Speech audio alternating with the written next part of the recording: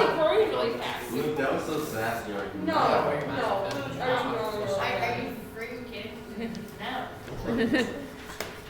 He's gonna come back some summer and like he'll be super And tall. grow. I guess I shouldn't talk about like. Yeah, you're like super talk. All right. I'm a girl. Yeah. So we're talking about kites, and kites are exactly what they sound like, and not the kind of kites that we're gonna go fly, but they look like those kind of kites. If you picture like the sticks that, like the old school kites where you had to put the sticks in. Kites are kind of different than a lot of the other shapes we've been talking about. There's actually no parallel lines in kites. So what makes kites special is there's two pairs of congruent sides. But the sides that are congruent are next to each other. So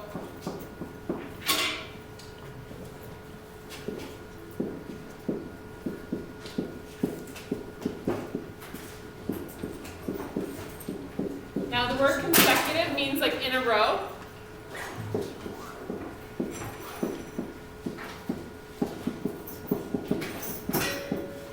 So two pairs of consecutive congruent sides. So there's two sides that are congruent, but they're right next to each other.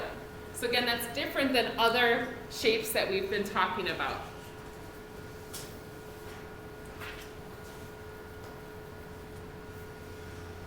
There's going to be one set of equal angles, only one set though.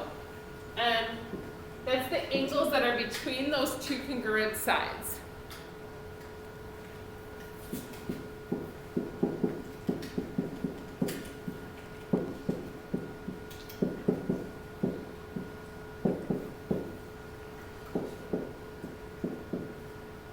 I don't know how to say that. Between. Sum it up. I think.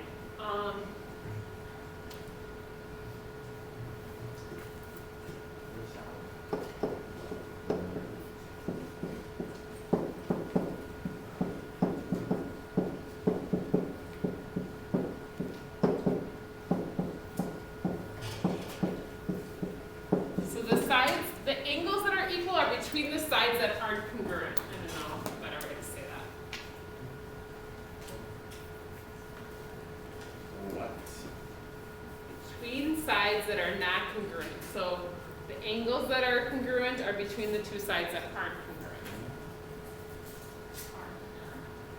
Are not congruent. So those angles are between those two sides. And the last thing is the diagonals are perpendicular. So again, kind of like those sticks you would put in your kite, the diagonals will be perpendicular.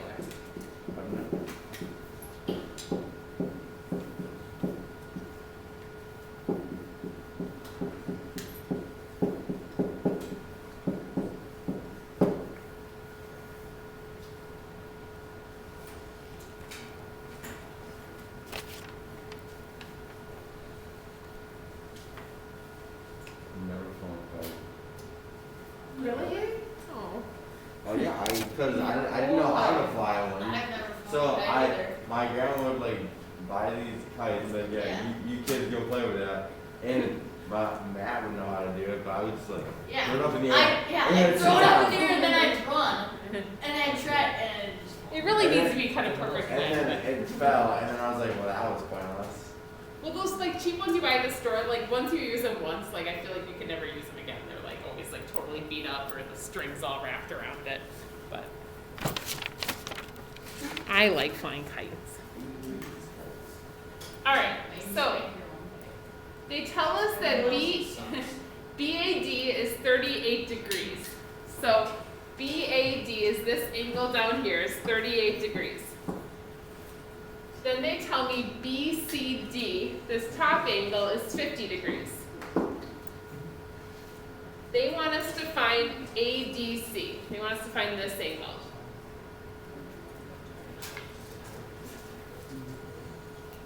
I got this. Got this? Yeah. Yeah. I forgot. Oh. I forgot what half of 38 is. I would not take half of 38. There's an easier way. I mean, but is that an angle bisector or not? It happens to be, but Probably be easier not even to use that though. Okay, so we know there's a set of angles that are equal. So angle D over here should be the same as angle B. So if I'm looking for angle D and B are the same, what do I know about these angles all together? 360? They should equal 360. It's a four-sided shape. So I'm going to call this X and this also X. And again, like the extra lines in there right now aren't really all that helpful. They're actually kind of distracting. If we're just looking at this big shape, if I look at it this way, and this is 38 and this is 50 and these are each X, it's pretty, I think, pretty obvious to us, like based off what we did earlier in the chapter. I know that that's four sides, so it should add up to 360.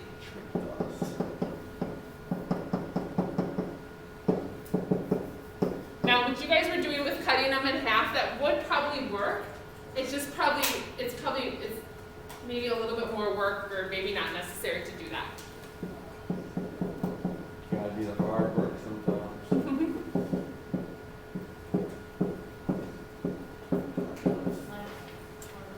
So this will be Yeah. 272.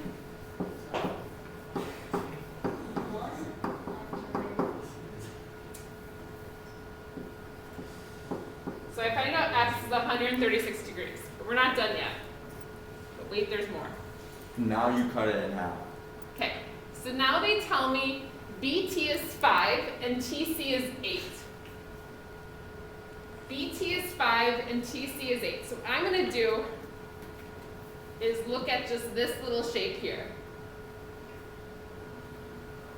What do I know about that triangle? What kind of triangle is it going to be? Right. How do I know it's a right triangle? Because they're perpendicular. Perpendicular. Yeah. We know that the diagonals are perpendicular, so we know we have a little right triangle here.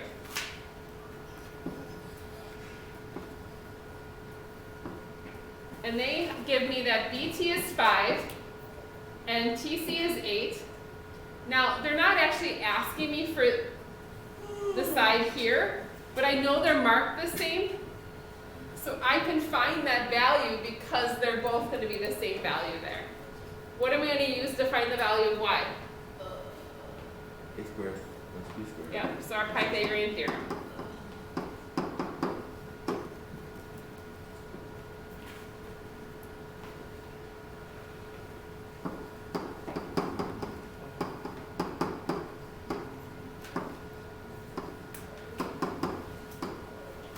So square root of 89, which is about 9.4. And that would be their value of CD. All right, questions there? All right, so we have a big chunk of time to get going on homework, and then hopefully you guys don't have to take homework home over Christmas break for geometry at least. Sorry, we did not watch the movie.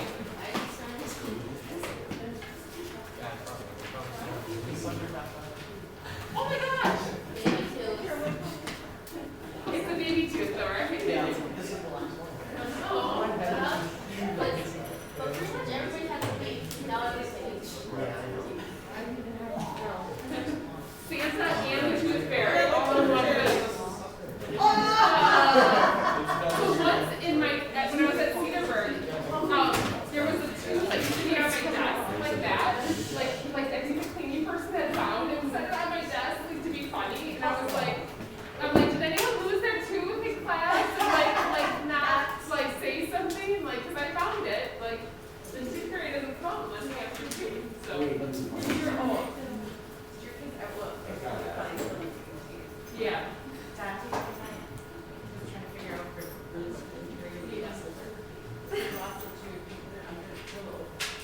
It didn't tell me. Oh, the little sticker, yeah. Oh. Yeah. Yeah. Really seems awful.